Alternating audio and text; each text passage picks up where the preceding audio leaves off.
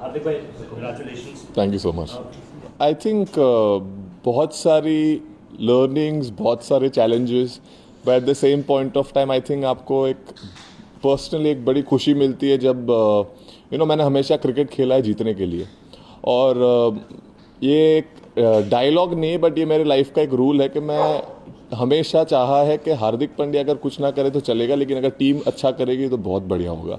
So I think वो mindset ने मुझे कभी भी हार्डशिप से या डिफ़िकल्ट टाइम से रन अवे नहीं सिखाया है. हमेशा मैंने माना है कि अगर आपको challenges are tough, throw some punches, keep fighting it. अगर आप बैटल फील्ड नहीं छोड़ेंगे तो ही आपके पास मौका है. अगर आप घर चले जाएंगे, रोने लगेंगे या आप सैड हो जाएंगे तो उसका कभी आउटकम आप नहीं देख पाएंगे. वो फील्डिंग से सीखा है मैंने. अगर आप डाइव मारोगे तो बॉल रोक पाओगे, अगर आपने डाइव ही नहीं मारी तो आपको पता ही नहीं बॉल. सो आई थिंक वो लर्निंग मुझे क्रिकेटिंग से और लाइफ में दोनों जगह काम आई है. इतने लंबे लंबे छक्के आप मारते हैं तो क्या आई थिंक सर बॉलिंग हमेशा आजकल lately it is very close to my heart. For me, bowling is something. If Hardik Pandya is bowling, then don't have to worry about my batting or anything, because then batting देख लेता है अपने आप को. और preparation के हिसाब से मैंने हमेशा प्रिपेयर किया है जो मुझे मैच में सिचुएशन आ सकती है. और eight the same point of time sir, छक्के मारना तो मैं जब 14 साल का था तब से शौक था. सिर्फ तब ताकत नहीं थी तो मैं 30 बुझाता था. तो अब ताकत आ गई है थोड़ी तो छक्के लग जाते हैं. So I think it has been overall years of hard work. It's just paying at the right time. Hardik भाई, सबसे पहले तो हार्दिक बधाइयाँ आपको भी. और आप हमें बहुत अच्छे से याद है 2017 का फाइनल, आप शानदार बल्लेबाजी कर रहे थे, क्लोज ले जाने की कोशिश कर रहे थे, बट वो रन आउट. अब फिर अब उसके बाद 8 साल बाद आप वही फाइनल खेल रहे थे. वो कुछ याद था, कुछ गूज बम्स था कि लास्ट टाइम एक कदम से पीछे रह गए, इस बार कॉन्कर कर लिया? आई मीन सर, अभी जीत गए तो मैं बोल सकता हूँ कि हाँ, वो जो अधूरा सपना था वो आज ख़त्म हुआ. बट 8 साल बहुत लंबा समय होता है. 8 साल में बहुत सारी चीज़ें हो गई लाइफ में. But at the same point of time जीत, और वो भी इंडिया के लिए जीत, is something very very important for me. And I think वो हो गई तो मतलब सब भला है. इंडिया में सब खुश हैं. भारत में सब मज़े कर रहे होंगे, which is the most we can offer from our side, and I hope everyone is happy back home and at the same point of time celebrating. Hardik, you've been playing for Team India for last. Suman sir, please. Sarwan sir, please. हार्दिक, इस पूरे tournament में हमने देखा कि बड़े crucial run आपने किए, और जैसे दूसरे बैटर की लगता था कि पिच बहुत मुश्किल है. आप जब आते थे तो आपकी मर्जी होती थी, आप सिंगल लें, और आपकी मर्जी आप शक्ल गए, और आपकी जो ये वाली सेलिब्रेशन है इससे भी यही लगता है कि मेरा बैट मेरी मर्जी. आई मीन सर, मैंने हमेशा बोलते हैं ना, आप अगर खुद पे भरोसा नहीं रखोगे तो दूसरे कैसे रख पाएंगे. सो मैंने हमेशा खुद पे भरोसा रखा है कि मैं कर सकता हूँ. और eight the same point of time sir, वो बिहाइंड द डोर्स जो मेहनत जाती है उसका फल होता है. और मैं हमेशा माना है कि आप प्रिपेयर जैसे करोगे वही आप रिफ्लेक्ट कर पाएंगे गेम में specially.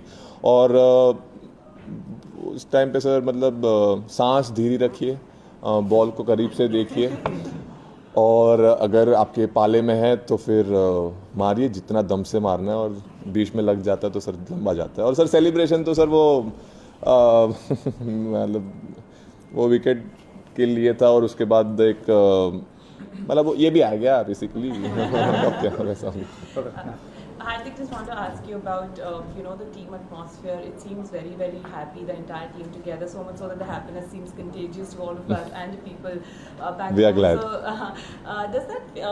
is that something that has been worked upon consciously to keep it so happy-go-lucky, and what are the conversations like?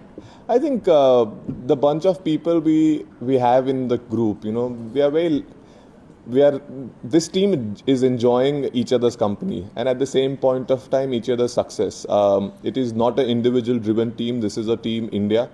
It's not a single man's team. It is where everyone can come and do their job, and at the same point of time we all believe in everyone that they can finish the game or they can do something very magical for the team. And I think when that atmosphere happens in the group, that is a very deadly combination for championship teams. And I think that has been exceptional for this team, where we all have come together for a one goal.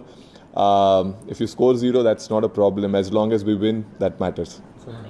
Hardik, your assessment or your opinion about your captain and the coach. I mean, the way they have gelled together and made this team a winning team. Your opinion about that? You know, they've been fantastic. They have gone about their job very well.